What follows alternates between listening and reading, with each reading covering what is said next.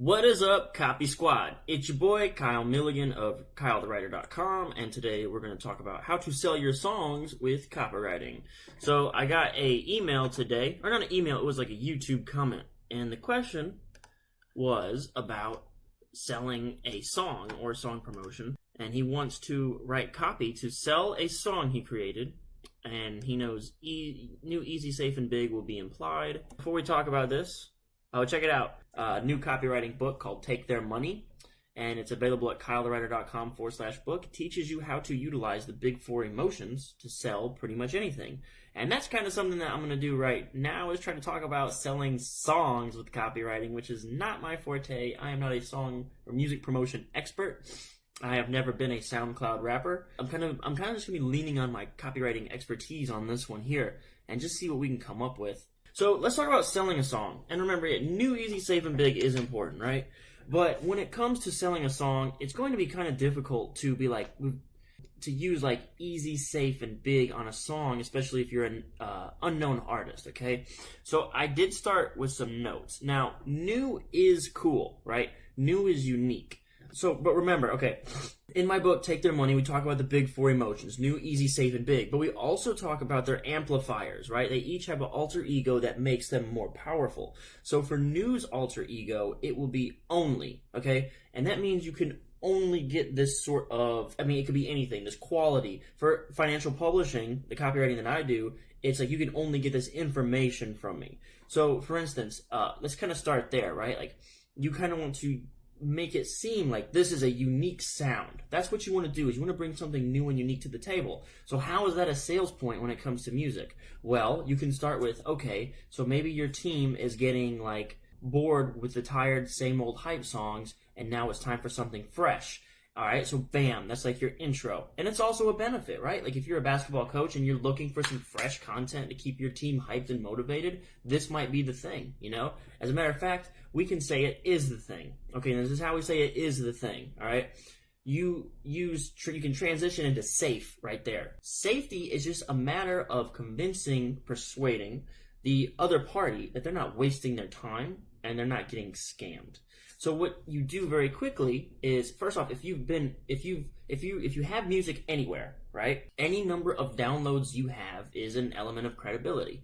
Okay? Any testimonials from related parties, not related parties as in related to your niche, right? So if you have other teams, like if you have like your old basketball coach is your best buddy and plays it at their school, great. You can say, we've got this new unique sound that, will bring the hype back to your basketball team, make you hyped up, because this is supposed to be an inspirational, high hype song.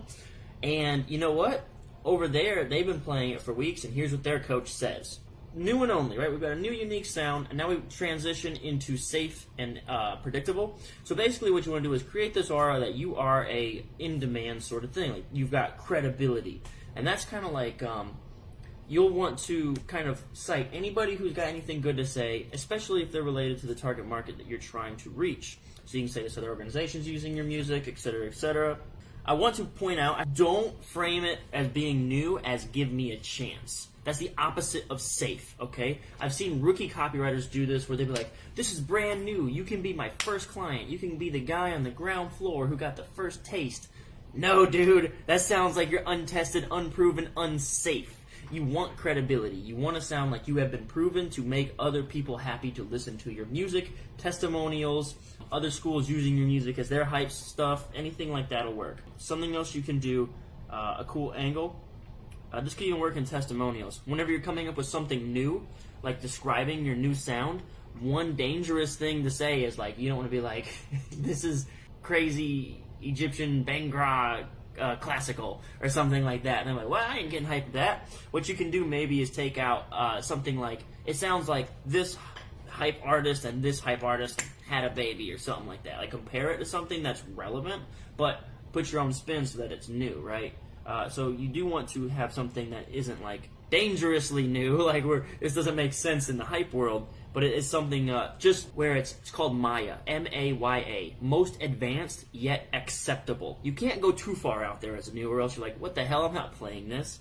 If you can find someone to say those words for you, it's like this artist plus that artist, had a baby or something like that, that's like a good piece of credibility and safety. Another thing about safety is people want to support a proven winner. So that's another reason why you don't want to say, like, I'm a brand new artist with untested, like nobody's heard me yet or anything like that, give me a chance. You don't want to use that route. Because if you think about popular music today, like, okay, most, like, new music, like, popular artists, in my opinion, is pretty much hot garbage. And the reason that so many people buy it is because that name is attached to it. Like, that famous person is the person. So everyone just kind of, like, rushes and goes and buys their new album or buys this or buy that because they're buying the name. So what you want to do is you're going to lean heavily on new and safe in this. Like, easy, there's not much easy in anybody here. I mean, it can work in there. We'll talk about that in a minute. But you're going to lean on new and safe. All right? So the other aspect of safe that you can do, people buy what's popular. They buy what's hot. So you need to create the aura of hotness around your music. And again, it goes back to, like, citing other places where your music is played, the number of downloads that you've had, the comments, like, find comments or something. Like, if you've got, like, a free account, I think SoundCloud's, like, the thing that people do, SoundCloud rappers.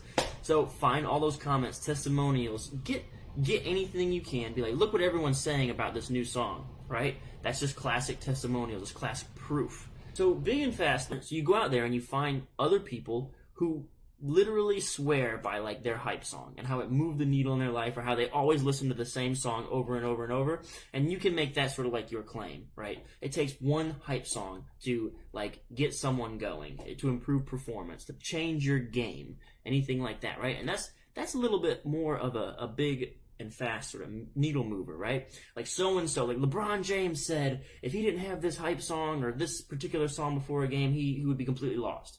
Right? One other thing I don't like to start letters or emails or anything like, we all know XYZ, where you're stating the obvious.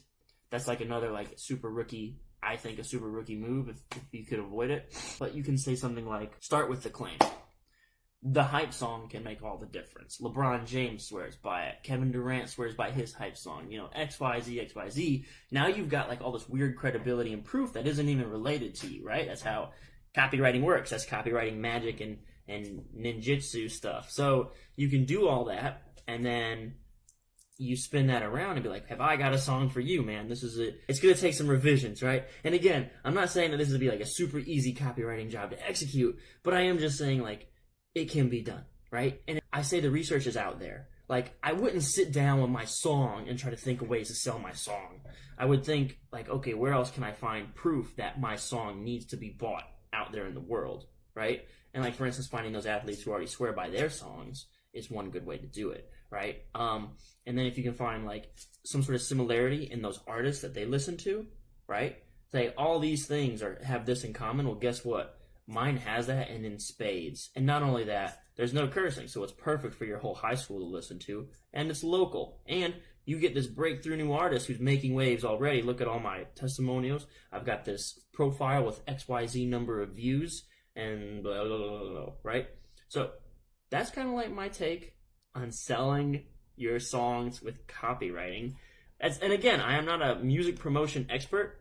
I've never had to like help someone do song promotion or get their music heard, and I don't claim to be the best at it.